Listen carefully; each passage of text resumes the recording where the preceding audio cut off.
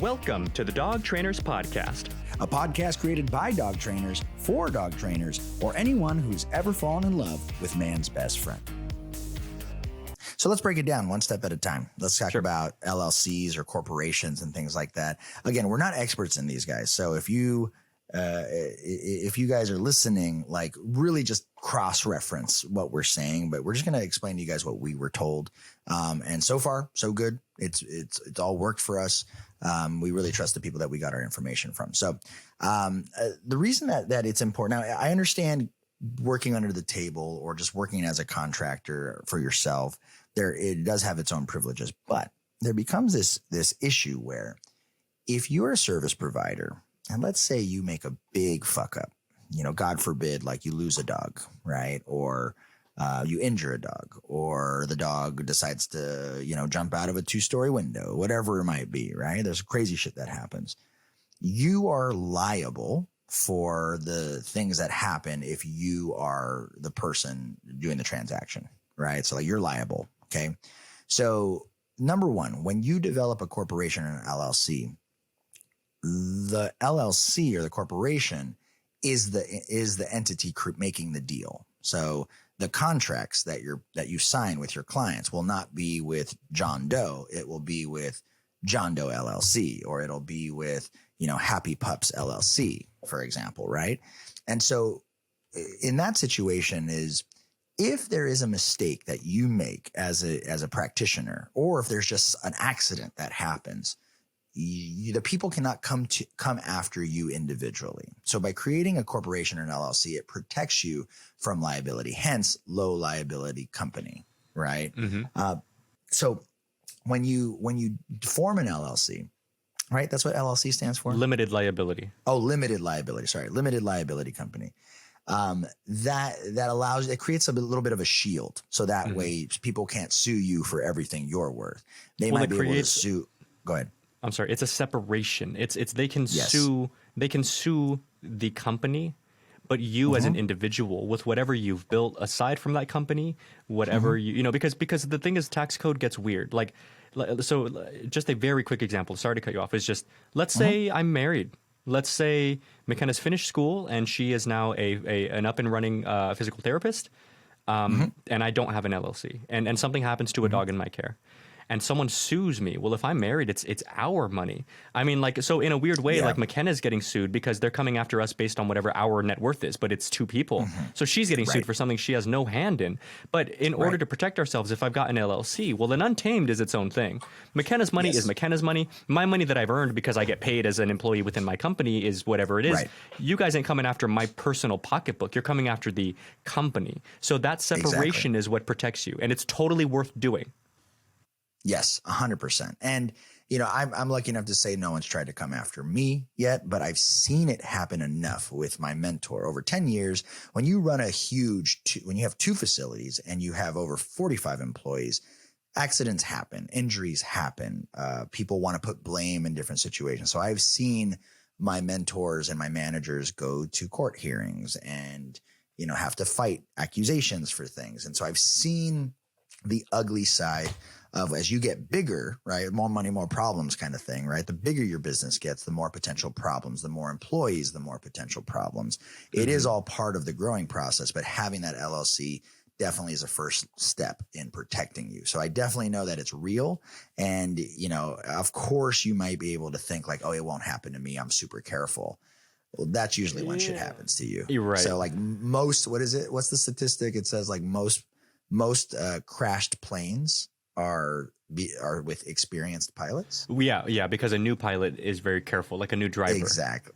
Right. So don't ever think it won't happen to you because that's when it happens to you, right? So that's number one. So get some type of entity created, LLC, corporation. Talk to a CPA who can guide you through that. 100%. Make sure, you guys, that you get some insurance for your business once you have the LLC. Mind you, now you're separated from the company, but the company still needs protection. Because if somebody sues the company, I mean, they're not getting my and my wife's money, but they're still potentially doing a lot of damage to my company. Because what Brent was saying was, dude, even if you like ultimately are in the right or win the lawsuit or whatever, going to court is not cheap. hiring lawyers is not cheap. Just taking time out of your day as a manager of your own company, it hurts. So insurance is going to be an absolute necessity, because the other thing that's, like, let's just call it what it is, okay? The bigger the company gets, it's not that people are out to get you, because I'm not trying to say that, but it's just the bigger your company gets, the more, if something goes wrong, the more worth going after you it becomes. Like, nobody really wants to go after somebody who's got no money, because what are you going to get? It's not worth your time, because it costs you money too to bring up the lawsuit and go to court yourself. Right? It's not free for you. So you're not going to sue the guy that's worth like $5,000, because it's going to cost you more than that to go through the process of suing. But if they're worth like 5 million and you can get, I don't know, a couple 100,000, well, that's worth your time, So the bigger you get, the more enticing the probability becomes. I'm not saying that as like some weird negative, but it is what it is, right? Money talks. So make sure that you get insurance that would otherwise cover you under these various circumstances, so that you're not going under trying to protect yourself in court, because people can sue for whatever crazy little thing. Even if they were never going to win, it still costs you money just to fight the lawsuit. It's true. 100% true. And something that Brent told me before, which I thought was an amazing fucking point, you guys, is, what's funny? A lot of people who start LLCs or think about starting LLCs or whatever, like, a lot of people are more afraid than they should be. Like, a lot of people would assume, like, right now in your head, whoever's listening, how much do you think insurance for your business would cost? Because whatever you're thinking right now, it's probably a lot less than that. Like, it's not this crazy number that you don't even want to look at. It's how much for you, Brent, in LA? It's like $80 a month. $80 a month, for business dude? Insurance. Business like $80 insurance, a month? liability insurance, like all these different types of insurance. It's they bundle it in a way where it's really cheap. It's super cheap, and so it's not that huge of an expense. And then as you start growing in employees, then we start getting into like workers' comp and things like that as well. Right. It gets a bit more robust at that point, a bit more expensive, but also you have employees, you're making more money, and it's 100%. Worth it to protect yourself. Right. So 100% get yourself a good insurance agent. I mean, now, dude, now there are insurance companies specifically for dog kennels and dog trainers. Now that there are companies, like, for example, this isn't an insurance company, but what's the word? I took on a company that's a kennel software. It's called Paw Loyalty. And it just helped me streamline everything from payment to contracting to sending emails to all that good stuff. But as they are a specific, like the whole purpose of their program is helping kennels and trainers and groomers and all the dog world, they have connections. They were able to put me in touch. Well, hey, here's our CPA who specializes in dog trainers. Here's our insurance guy who specializes in dog trainers. Like, these groups exist. Look out for these people and find out what you need to find out. That would be my recommendation. Totally. Next thing to really put focus on. Everyone has different strengths, right? Like, you might be good with numbers. You might be very organized, right? Like, you have to be very aware of what your strengths are. One of the things that my strength is not, I am not organized enough, and I'm not good enough with numbers to keep my own books. Now, if you have a small number of transactions, it may be easier for you to do if you're just starting out. But as business gets rolling, you will see that, especially if you're the dog trainer, if you're the professional and the practitioner, you are worth more training dogs or dealing with clients than you are doing your own books. So at some point, you're going to definitely need to hire a bookkeeper to keep all your accounts in order, to be able to, get all your debts in order, so that you can see all your income. And to be able to give like a good profit and loss report every month to every quarter, Right. So having good books was definitely a journey for me, because, I hired a CPA to help me out. Then I hired a bookkeeper, and definitely being on top of my taxes was so amazing, especially when I'm dealing with, close to 1,000 clients a year. Right, between group classes and private sessions and having to deal with employees and all of these things.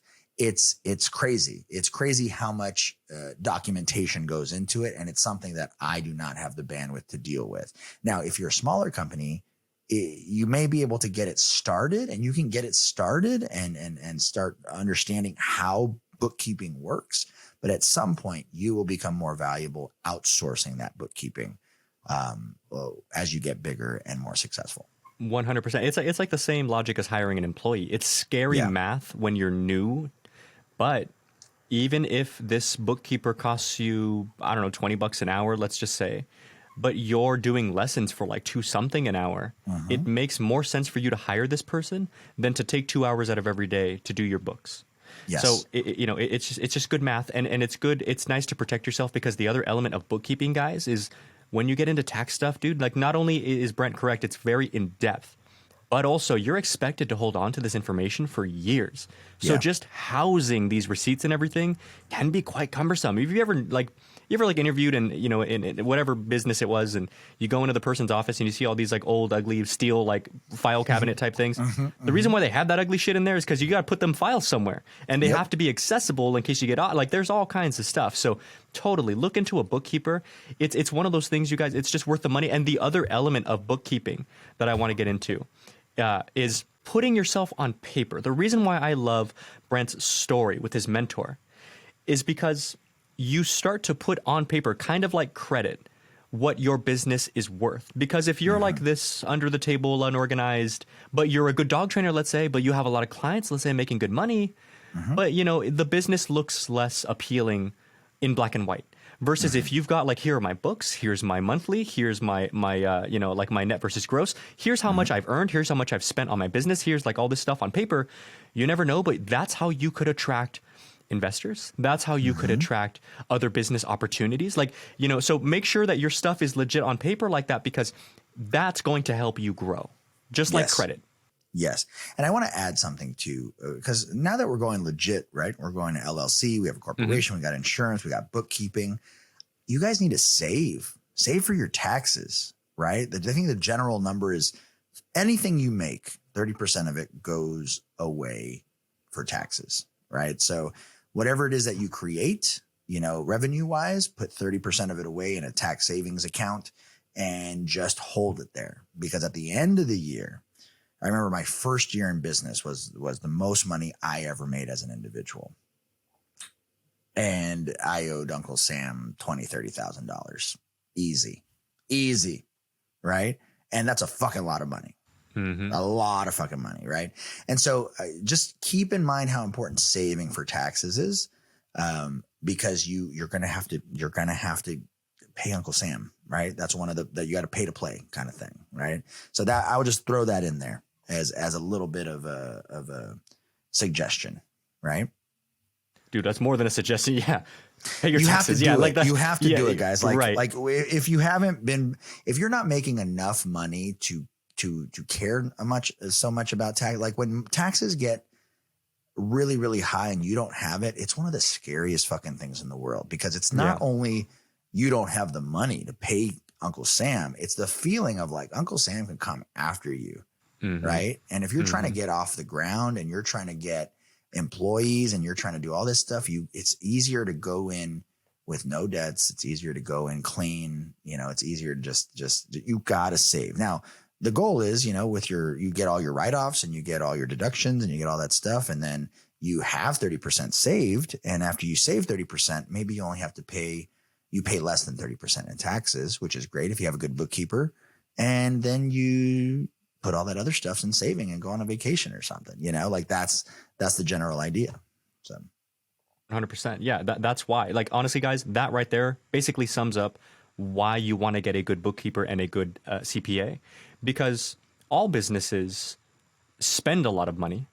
So even if a business like makes a lot of money on paper, it costs money to do the things you do, right? Like a kennel. I mean, Brent and I have been working in training a long time. We've had the clients who are like, sure, I'll pay it, whatever. And we've had the clients who were like, dude, it's this much for a board and train? Why? And it's like, well, you guys have to understand. I mean, not only are we talking the simple stuff that even like an under the table dog trainer has to consider, like, oh, well, there's my time and everything that I've had to like learn how to train dogs, which makes this 3 weeks valuable. But then there's the logistics of like, well, dude, the facility ain't cheap. Neither is insurance. Neither is having my overnight guy for protection for the dogs. Neither is the cleaning products that I use to keep all these dogs healthy and clean. Like, so you have to factor all these things in, and it's just the cost of doing business. And if you've got a good, bookkeeper, then they can make sure that you're accounting for, or that Uncle Sam is accounting for that, So that's going to be something that's extremely important. Make sure that you're getting the deductions that you need to get. You know, of course, don't play funny games with all that, you know, like be straight with it. But there are a lot of very legitimate deductions out there, even shit like gas, guys. Like if you're driving to clients and stuff like that, even stuff like your workspace. Like if we work out of our home, if, you know, two of car my payments, car meals. payment, right. If like, let's say 2 of my 4 bedrooms are dog rooms, then, you know, maybe half my like mortgage, like, you know, there's all this kind of stuff like that. Make sure that you've got a good bookkeeper who's creative enough to account for all this, and you'll be okay. Yes. So this is the bare minimum. If you're going to go legit, don't play games, pay your taxes, save your money, work really, really hard. And this is our first set of recommendations, right? We have a lot more coming up after this commercial break. So guys, stick around and stay tuned. Hey guys, Mariano here with the Dog Trainers Podcast. You want to know the best way to help us grow? By subscribing and leaving us a review. It helps others find us, ranks us higher on search results, and broadens our ability to connect with amazing listeners just like you. And now, back to the show.